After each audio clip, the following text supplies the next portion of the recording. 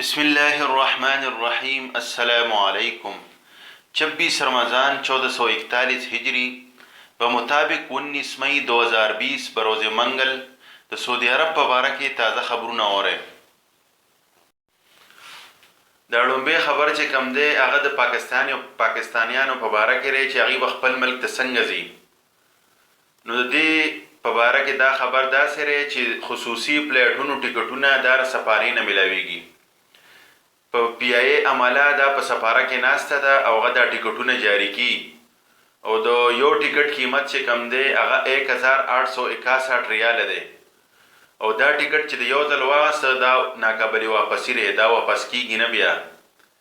او په پلیټونو کې داسې مسافرو ته چې کم دی ترجیح ورکولی شي چې کم یو چې څوک په ویزټ ویزا باندې راغلی دي یا چې کم دی چاته خروج نهایي لګېدلې ده یا چې کم دی د چا د میډیکل په باره کې ایمرجنسي ده، یعنی چې څوک بیماران دي نو هغوی چې کم دی هغوی ته دا ترجیح ورکولی شي، یعنی هغوی ته به ټیکټونه زر میلاویږي.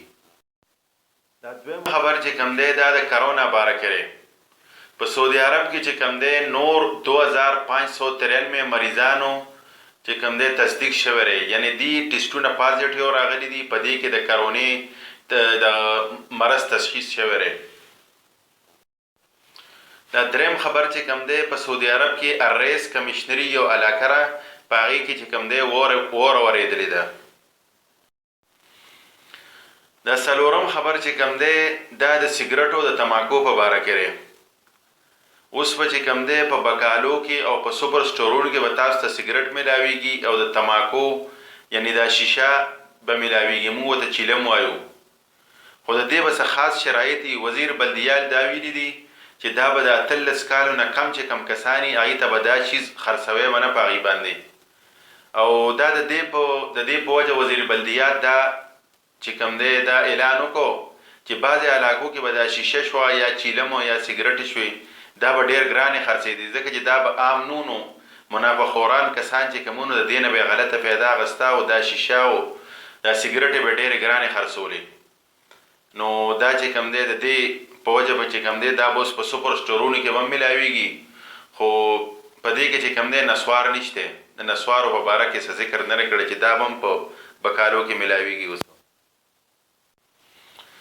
دا بل خبر چې کم دی دا د یو زړې ونې په باره کې یو تاریخي ونه وه چې هغه ریاض کې یو سیکټر جوړیږي. نو هغه کې بس سمدستي وه چې دا د بولډیزر د لاندې راغلی وي، خو تحفظ ماحولیات ته پته ولګېره چې دغه شان یو تاریخي ونه ده هلته په سیکټر کې چې آیا دا وباسو او که نه دغه یې کړو چې داسې دي. نو تحفظ ماحولیات والو زر تر زر په دې باندې کاروایي وکړه او دا یې د کنګ سلمان روډ باندې مکمل کړه په 48 غنټې کې. او فادق په ریاض کې داسې یو ځای دی، یو داسې تفریحګاه جوړیږي چې په هغې کې به 50,000 نوې ونې چې کم دی دا لګولی شي.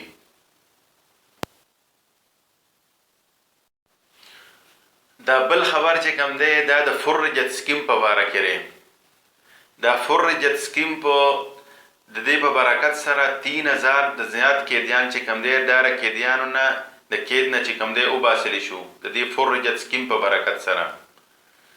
دا چې فرجت سکیم څه شی دی دا چې کم دی یو سکیم وزارت داخلي والو دا شروع کړی دی چې وزارت داخله چې کم یو قیدیان چې کم دی د مالی جرم یې کړي، صرف نور جرم نه چې صرف مالی یا د چا نه پیسې والي یا چې کم دی د پیسو په باره کې لین دین کې هغه څه دوکه موکه کړي.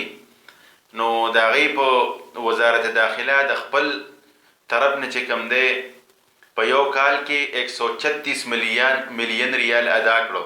136 میلیون ریال چې کم دی دا وزارت داخله ادا کړو او د دې په برکت سره 3281 افراد چې کم دی دا د جیل نه چې کم دی دا رها شوي دي. دا بل خبر چې کم دی دا د ریاض کې د غلا په باره کې دی. دا یو سعودي و چې هغه به چې کم دی د چاکو په زور سره چې کم دی غلاګانې کولې. په ریاض کې الاولیه یو علاقه ده، په هغې کې الورود د هغې د 2 سوپر سټورونو نه چې کم دی غلا شوې ده چې په هغې کې 10,000 ریال او نور چې کوم دی مختلف سامان چې کوم دی دا یې اغستری د چاقو په زور سره او بیا تښتېدلی و. نو پولیس عکس نیسلی دی او د هغه نه ټول سامان برآمد کړی دی او دا چې کوم دی دا ملزم سعودی و، د ده عمر 40 کاله و.